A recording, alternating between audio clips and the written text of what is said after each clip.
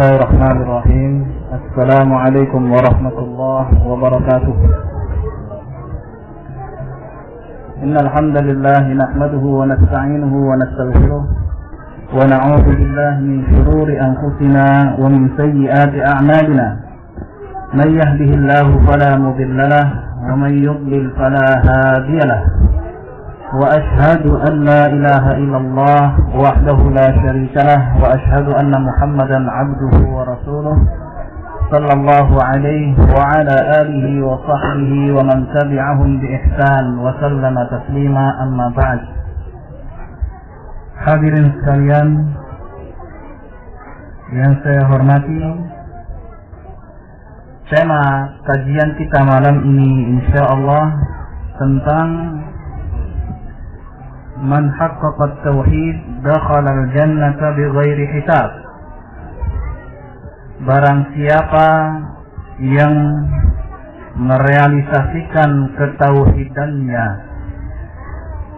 barang siapa yang memberikan ibadahnya hanya untuk Allah Subhanahu wa ta'ala semata, barang siapa yang berdoa minta kepada Allah, bertawakal hanya kepada Allah, dia menjalani kehidupan sehari-harinya, bekerja, memenuhi kewajiban sebagai kepala rumah tangga, dia lakukan semua itu hanya mengharap wajah Allah dan mengharap jannahnya, artinya dia telah memberikan peribadatannya kepada Allah semata. Maka orang yang seperti ini akan masuk surga tanpa hisab. Nah, inilah tema kajian kita malam ini. Allah Subhanahu wa ta'ala berfirman, Inna Ibrahim kana ummatan qanitan lillahi hanifa wa lam yakun minal musyrikin. Sesungguhnya Ibrahim adalah umat. Ibrahim alaihissalam satu orang, namun disebut dalam ayat ini sebagai umat. Ya. Nah, karena beliau merealisasikan ketauhidannya, memberikan peribadahannya hanya kepada Allah Subhanahu wa ta'ala semata. Walaupun satu orang, beliau disebut sebagai umat. Qanitan lillah, yang tunduk. Dia Ibrahim adalah orang yang tunduk hanya kepada Allah Subhanahu wa ta'ala, hanifan, yang lurus di atas at-tauhid, tidak menyimpang dan jatuh ke dalam kesyirikan.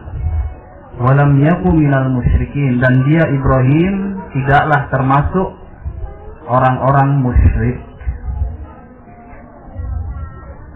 Kemudian ayat berikutnya Allah berfirman, walladzina hum bi rabbihim la yusyrikun. Dan orang-orang yang terhadap Rabb mereka tidak menyekutukannya dengan suatu apapun. Ibrahim alaihissalam sebagai teladan, ya, orang yang memberikan hak peribadatan hanya untuk Allah Subhanahu wa ta'ala semata. Kemudian orang-orang yang kepada Rabb mereka tidak menyekutukan Allah Subhanahu wa ta'ala, mereka inilah orang-orang yang merealisasikan ketauhidannya hanya untuk Allah Subhanahu wa ta'ala. Hadirin sekalian, kemudian datang sebuah hadis bahwa Nabi sallallahu alaihi wasallam bersabda, "Uridat 'alayya al-umam." Ditampakkan kepadaku umat-umat. Fara'aitun nabiyya wa ma'ahu ar-rahb. Aku melihat ada seorang nabi yang pengikutnya antara 3 orang sampai 9 orang. wan nabiyya wa ma'ahu ar-rajul war rajulan. Dan aku juga melihat ada seorang nabi yang pengikutnya hanya satu atau dua orang. Wan nabiyya wa laysa ma'ahu ahad. Dan aku melihat juga seorang nabi yang tanpa pengikut. Nah, dari sini kita bisa petik suatu pelajaran bahwa suatu kebenaran tidaklah diukur dari banyaknya orang yang ikut. Ya. Bagaimana dalam hadis ini? Bila Nabi melihat ada seorang Nabi yang tidak memiliki pengikut sama sekali, apakah Nabi itu dikatakan gagal? Tidak. Ada yang pengikutnya satu atau dua orang. Ada yang pengikutnya 3 sampai 9 orang. Ada yang pengikutnya luar biasa banyaknya. Maka kebenaran tetaplah kebenaran, tidak diukur dengan banyaknya atau sedikitnya orang yang mengikutinya. Kata Abdullah bin Mas'ud radhiyallahu ta'ala anhu, ya, seorang itu berada di atas al-jamaah, di atas kebenaran, ya, berjamaah dengan para sahabat, ma wafaqal haq wa in kunta wahdak, ya, yaitu siapa saja yang mencocoki kebenaran walaupun engkau sendirian. Nah, kemudian Nabi Shallallahu Alaihi Wasallam menyatakan, "Idrusi ali sawadun azim." Tiba-tiba ditampakkan kepadaku jumlah yang luar biasa banyaknya. Fadhanantu annahum ummati. Saya mengira bahwa mereka itu adalah umatku, kata Nabi. Fakilali, kemudian dikatakan kepadaku, hadza Musa wa qaumuh. Ini adalah Musa dan kaumnya. Ternyata apa yang beliau lihat tadi, yang jumlahnya besar, itu ternyata Musa dan kaumnya. Fanadar, kemudian aku melihat, kata Nabi sallallahu alaihi wasallam, fa idza sawadun azim. Berikutnya beliau melihat lagi jumlah umat yang sangat besar. Fakilali hadhihi ummatuk. Kemudian dikatakan kepadaku, inilah umatmu wahai Muhammad. Wa ma'ahum 70,000 yadkhuluna al-jannata bighairi hisabin wala 'adzab. Dan bersama mereka ada 70.000 orang yang masuk ke dalam surga tanpa hisab, tanpa pula azab. Hadirin sekalian yang saya hormati, ketahuilah bahwa hari kiamat adalah hari yang sangat dahsyat. Sampai-sampai di hari tersebut, ya, ada manusia yang keringatnya itu sampai mata kakinya. Sebab saat itu matahari didekatkan di atas kepala manusia. Ada manusia yang keringatnya itu sampai sepinggang. Ada manusia yang keringatnya itu sampai seleher. Ada manusia yang keringatnya itu menenggelamkan dirinya sendiri. Sungguh luar biasa dahsyat. Kemudian manusia berbondong-bondong menuju Nabi Adam alaihi salam. Mereka mengatakan, wahai Adam, engkau adalah Abul Bashar, bapaknya manusia. Mintalah kepada Allah Subhanahu wa ta'ala agar disegerakan hisab itu. Ini saya masih cerita tentang hisab yang begitu dahsyatnya. Namun Nabi Adam alaihi salam, ya, menyampaikan uzurnya. Kemudian dia memerintahkan, dia sudah pergilah ke Nuh alaihi salam. Manusia pun berbondong-bondong ke Nabi Nuh alaihi salam, minta dengan permintaan yang sama. Nabi Nuh alaihi salam kemudian merintahkan mereka setelah beliau menyampaikan uzurnya, ya, kepada Nabi Ibrahim alaihi salam, kemudian kepada Nabi Musa alaihi salam, terus sampai akhirnya kepada Nabi kita Muhammad sallallahu alaihi wasallam. Manusia berbondong-bondong agar Nabi Muhammad sallallahu alaihi wasallam minta kepada Allah Subhanahu wa taala agar Allah menyegerakan perhitungan manusia. Artinya keadaan saat itu sungguh-sungguh dahsyat, luar biasa, mengerikan. Maka saat itulah Rasulullah sallallahu alaihi wasallam sujud kepada Allah Subhanahu wa taala dan memuji Allah Subhanahu wa taala dengan pujian-pujian yang hanya dibukakan saat itu oleh Allah Subhanahu wa taala kepada Nabi kita Muhammad sallallahu alaihi wasallam. Dan belum pernah beliau ucapkan pujian-pujian tersebut di dunia. Sampai akhirnya Allah Subhanahu wa taala berfirman, "Angkatlah kepalamu wahai Muhammad, kemudian mintalah engkau syafaat, aku akan beri." Maka Rasulullah sallallahu alaihi wasallam minta kepada Allah Subhanahu wa taala agar Allah Subhanahu wa taala menyegerakan perhitungan amal manusia. Nah, saat itulah yang disebut dengan syafaatul uzma. Ya, ini kekhususan bagi Rasulullah sallallahu alaihi wasallam. Nah, demikianlah gambaran di hari kiamat yang sungguh dahsyat. Belum lagi hisabnya. Nah, orang-orang yang merealisasikan at-tauhid, mereka akan masuk ke dalam surga tanpa azab, tanpa pula hisab. Luar biasa. Kemudian Abdullah bin Abbas radhiyallahu ta'ala menceritakan, setelah Nabi berkata demikian, "Tsumma nahada fadakhala manzilah." Kemudian beliau bangkit dan masuk ke dalam rumahnya. Fakhaban nasu fi ulaik. Kemudian manusia pun memperbincangkan tentang siapa 70.000 orang yang akan masuk surga tanpa azab, tanpa hisab tersebut. Faqala ba'duhum, sebagian mereka berkata, "Fala'allahumul ladzina sahibu Rasulullah sallallahu alaihi wasallam." Oh, mungkin mereka adalah orang-orang yang selalu mendampingi Rasulullah sallallahu alaihi wasallam.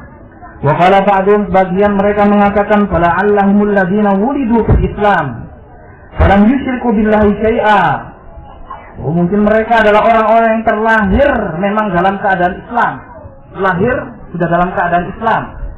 Ya, ayah ibunya muslim. Ya. Nah, dan mereka tidak pernah menyekutukan Allah Subhanahu wa taala sedikit pun. Mungkin ini dan seterusnya. Manusia memperbincangkan siapa 70.000 orang itu yang akan masuk surga tanpa azab, tanpa hisab. Wa dzakaru asya.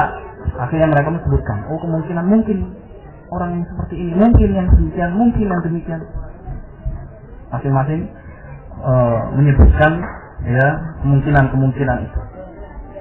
Fa kharaja alaihim Rasulullah sallallahu alaihi wasallam fa akhbaruhu. Kemudian Rasulullah sallallahu alaihi wasallam keluar dari rumah beliau dan mereka pun menceritakan apa yang telah mereka perbincangkan tersebut.